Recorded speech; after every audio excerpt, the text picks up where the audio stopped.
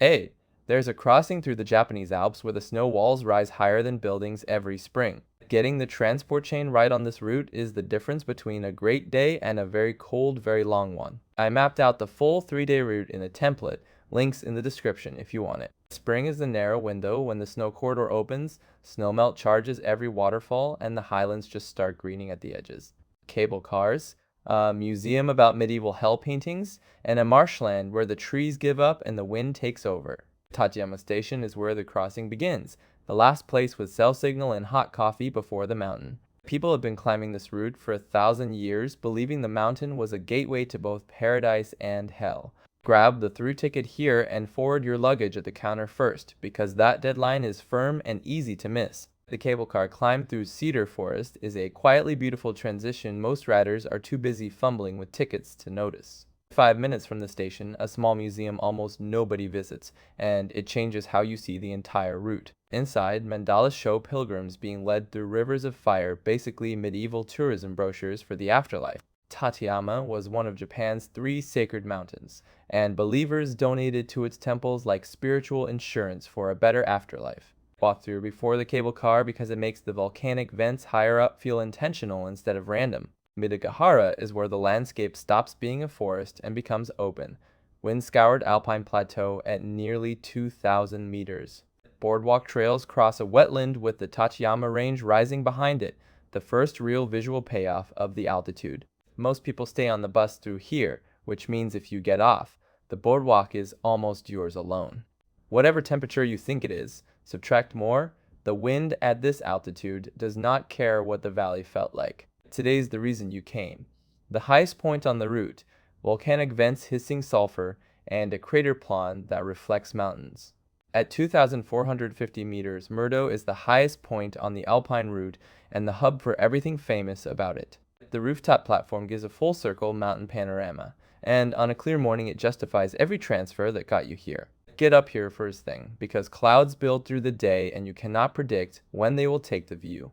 In spring, the whole area is still a snow island, buildings connected by carved pathways through drifts, sunlight bouncing off white. So bright, squinting is mandatory. 10 minutes from the terminal, the ground opens up and starts venting steam and sulfur, the mountain's hell, still earning the name. Pristine snow on one side, yellow stain hissing rock on the other, and sulfur hitting you before you even see the source. The mandalas at the museum show demons in these exact valleys. Standing here with steam on your face, the paintings feel less metaphorical. Stay on the marked path because the ground near the vents is genuinely hot and unstable. Those fences are not decorative. A short walk from Murodo, a volcanic crater lake, reflects the surrounding peaks like a mirror on calm days, the most photographed spot on the route. The mountain gives you a window and closes it. Still air means a perfect reflection, and once the breeze picks up, it's just ripples. Walk the full loop instead of clustering at the photo spot because the far side is quieter, with completely different peak angles. In spring, the pond can still be half frozen, half open water, 2 completely different moods in one short walk around the crater. The descent. A gorge crossing by ropeway, Japan's tallest dam, and an onsen at the end that ties the whole thing together. Dakenbo is where the route pivots from the high plateau and begins descending into the Kurobe Gorge below. You're in a glass box over a gorge so deep the river looks like a thread. The ropeway ride is half the experience. Spring streaks. The gorge walls with snowmelt waterfalls that will be gone by summer. A detail that only exists for a few weeks. Face the gorge on the platform because the view is the whole point, and the window for clear air is shorter than you'd expect. Japan's tallest dam at 186 meters, a curved wall holding back an entire alpine lake, and the engineering payoff of the whole route. It took decades and was considered nearly impossible. The terrain so remote that all materials had to be lowered in from above. Walking the crest, you feel the rumble of water releasing from the base and cold spray on your face.